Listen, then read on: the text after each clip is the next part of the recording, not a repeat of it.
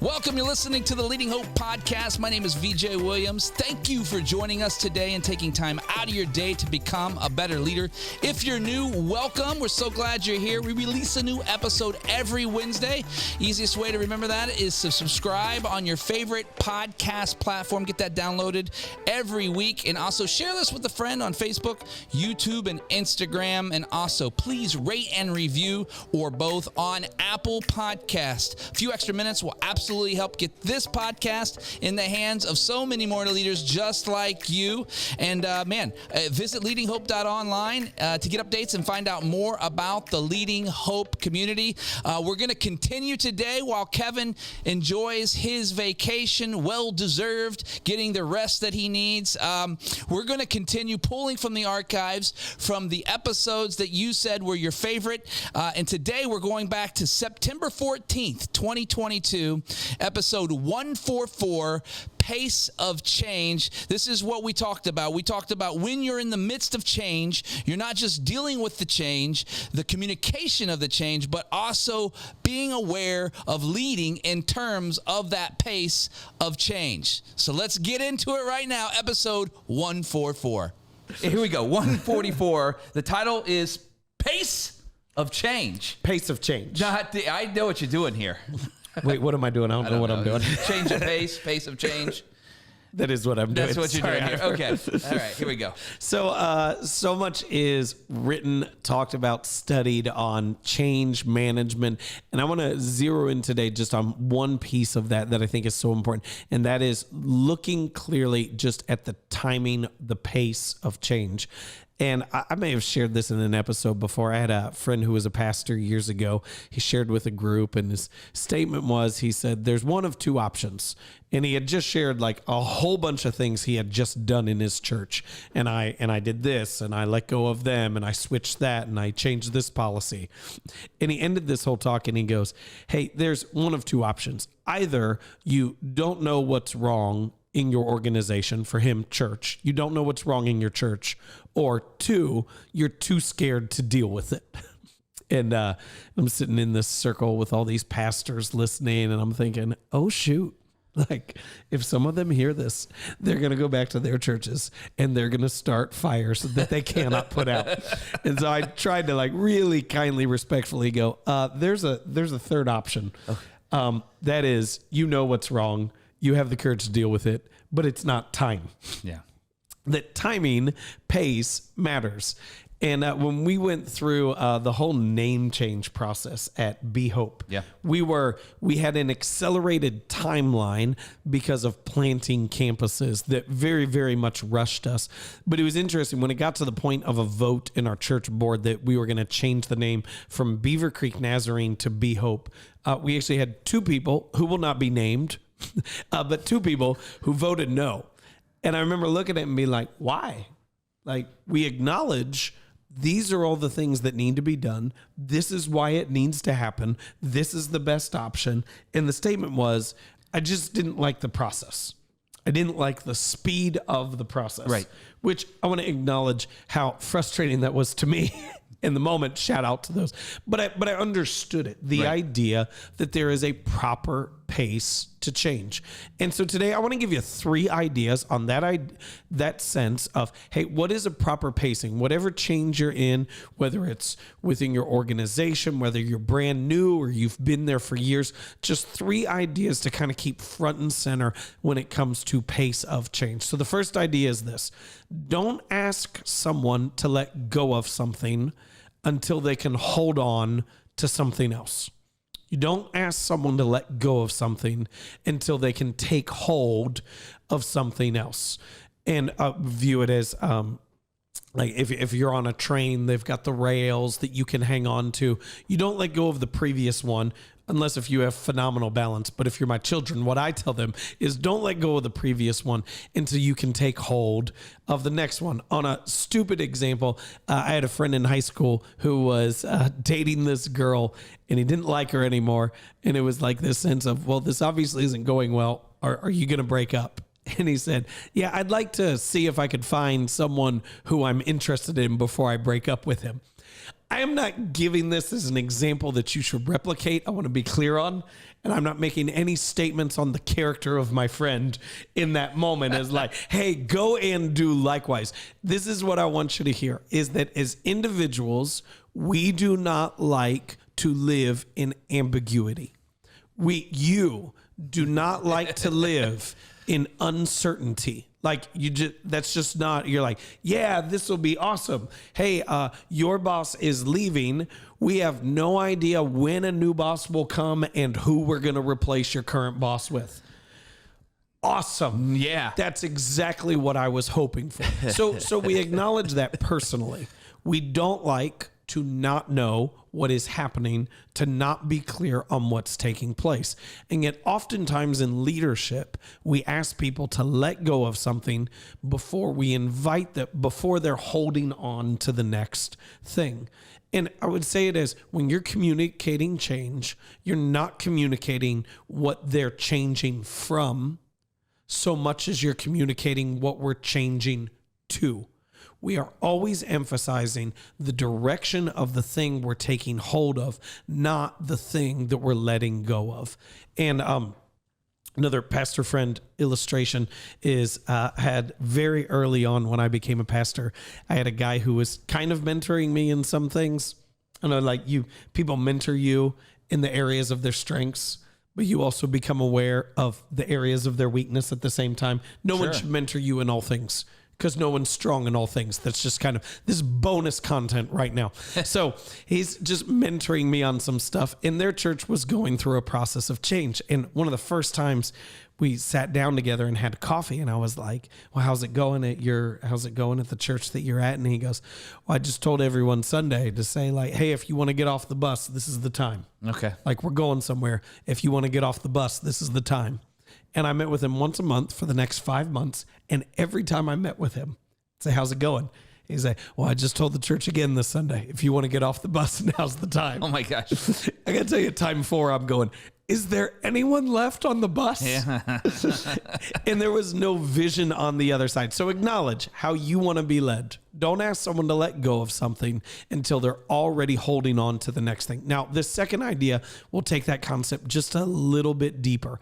And that is this: you need to be more focused on culture than systems.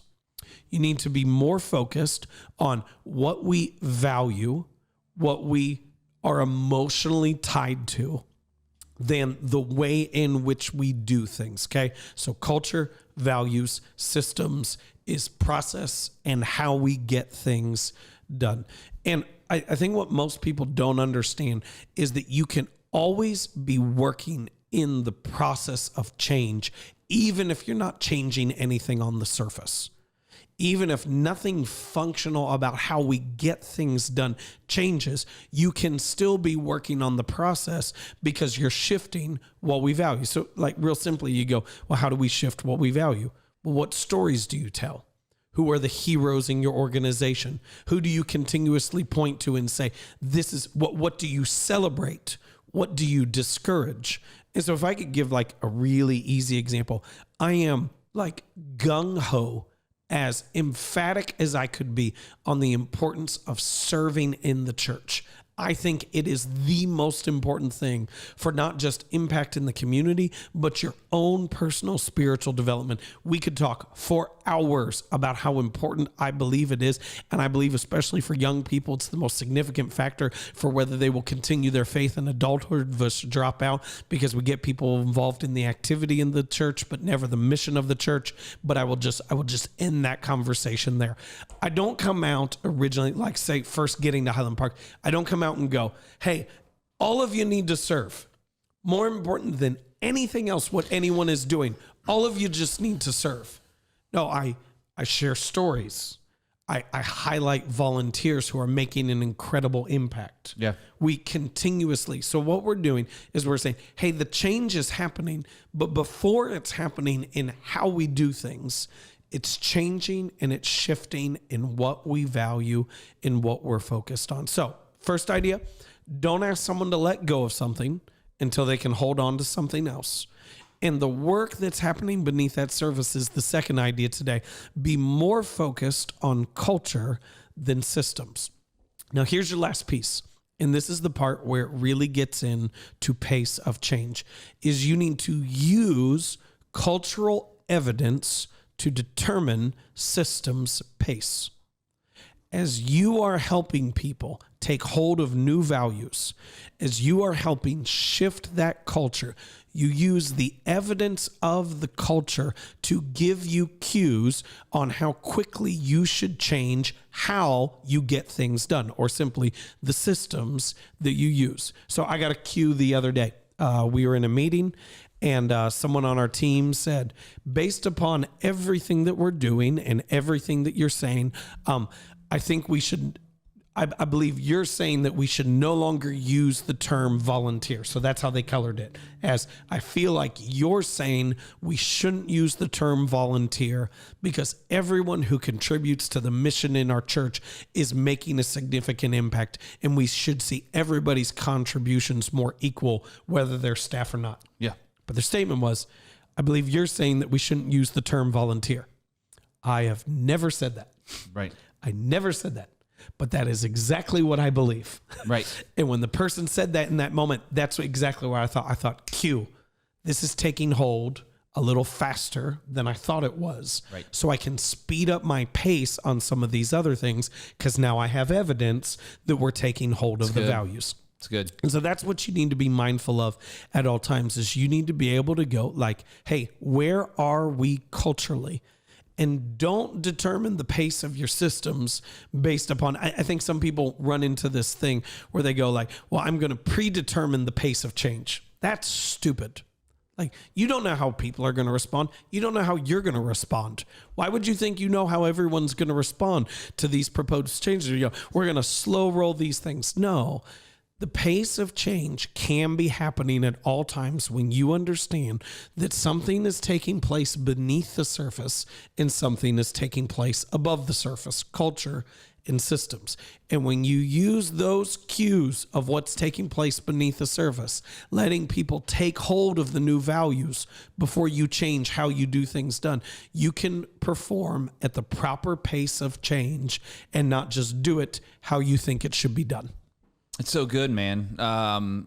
Pace of change. It's funny to say it that way because it's not how we normally want to say it, but you're exactly right. I want to ask a question on each of your examples, the three that you've outlined and really kind of highlighted here. The first one, you said, don't ask someone to let go of something until they can hold on to something else. The obvious example that you gave is the train, and we see it in the movies. Yep. And it makes sense, right? On the surface level, it makes sense. Fast train, it's running off the cliff. Don't let go of that one until you can get off the other one. Exactly. Let's talk about a little bit of not so obvious. Okay. Like sometimes, how do you deal with that when you know that the thing that they're holding on to is dead? Oh, that's a great point. Thank you. Oh, that's good.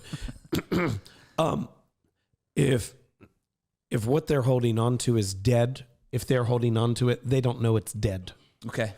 You don't help someone transition by, I would say it as like criticizing someone's values is never a great move. That's great. If you're seeking to help transition them to a new season. That's good. So if you're willing to put in the time and the work to move them past the dead thing, what's some of the things that we can? Could I just say it like this? Like, we're not going to get into this, but right before we started recording, you shared the story of a post-hour-long phone call with a friend, helping them see something different.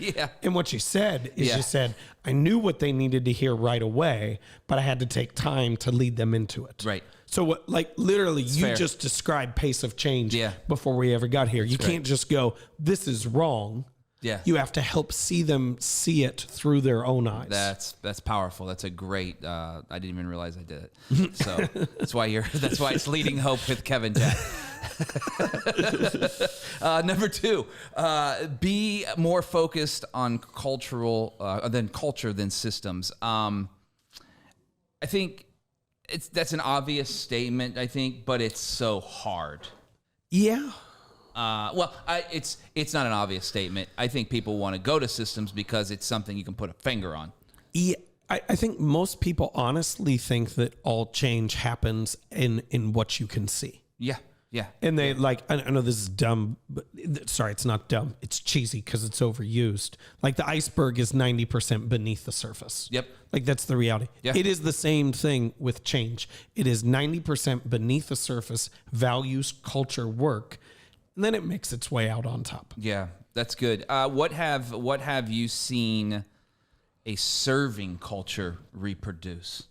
A serving culture Yeah, reproduce. because you said that you gave the example. Oh, that's the big thing that I don't know if you want to start me on that train again, but I'll say it like this. I've seen in churches a serving culture reproduce a sense of selflessness. Yeah. Which can lead to so many other things because people aren't preoccupied with preferences because the thing that they're already attached to is what they contribute and not what they can receive. That's good. That's powerful. The last thing you said was use cultural evidence to determine systems pace. And this is where it gets fun. I think this is the one because it's the one that we have to. It never goes away. Yeah. Right. It's not like there's a check mark. Right. You don't go, oh yeah, I got the evidence. I'm good, because the evidence changes as you flow and ebbs and flows and people's different lives, life changes and all these things. I think for me, I just wrote a note here. I'm looking at my notes here as you were talking. Cultural evidence or your cultural cue equals what? Like, what is it that you're looking for? Yeah. Obviously, the example that you gave was they used the word that we don't think you want us to say volunteer. You never said that, but that's exactly what you wanted. That's one cue. What are some other things that leaders can look at as they're moving across their landscape? So if I could maybe define that a little more clear, is to say the cue is any indication that they're taking hold of the new value and starting to let go of the old value. Yeah. So that cue was, oh, you're taking hold of this serving culture. You're starting to see what it can become. An easy one, this is like church plant circles, is you go, your church is not ready to plant a campus until you start seeing it functions easiest in groups, is the easiest to see. But the idea is until you see existing groups of friends reproduce with new leaders to reach new people. So what the problem that most churches want to make is they want to make this big change and go, we're going to start a campus to reach new people. But if your people aren't already leaving their existing relationships, aren't already saying, I love you, but there's people who need to be reached for the gospel. And so I'm going to go over here. I'm going to train this person up to still lead here so there's not a vacuum. And I'm going to go over here and lead here. If that's not already happening, the church plan is doomed to fail. Yeah. Because the value is not there. That's good. I want to ask this question just from the other side of it, because I think a lot of people who listen would maybe ask this question, or at least want to attempt to ask this question in certain instances, is what are there's the cultural evidence. Is there false evidence that someone needs to look for that says, oh, I think I need to act on this because this is cultural, but it's not, it's false. It's not actually, it's masquerading as evidence, but it's not really evidence. Is there anything that we as leaders should be looking for in the cultures that we're leading to make sure that we're actually, the thing is the thing? I mean, I would just put it, the question is specific. I would just put it broader and just to say it as like you need to be aware of what values your people need to hold to step into the future that you want to step into. And then you need to be aware of what are the signals of those values. Yeah. Is that helpful? Oh, yeah. Yep. Cool. That's all we got time for today. Once you wrap this up, 144, pace of change. Yeah, I really want people to know today, to say no matter where you are, no matter how you're leading in change, that the process of change is happening at all times. The pace of change is something that varies based upon the people that you're leading and the values that they're currently holding on. So don't assume that delaying a decision is a wrong decision, because it might need to be delayed if the value is not already held. That's awesome. Thank you so much for joining us today. If you're new to the podcast or haven't yet subscribed, it would mean the world to us if you did that now. Also, post about it, rate and review, or both. You won't believe how that helps get this podcast in the hands of so many more leaders just like you. Love hearing your stories about how the podcast is working in your life or business. If you have a story, visit leadinghope.online and send that to us. We would love to hear from you. And remember, Everyone has 20 minutes to learn to become a better leader. Make it count.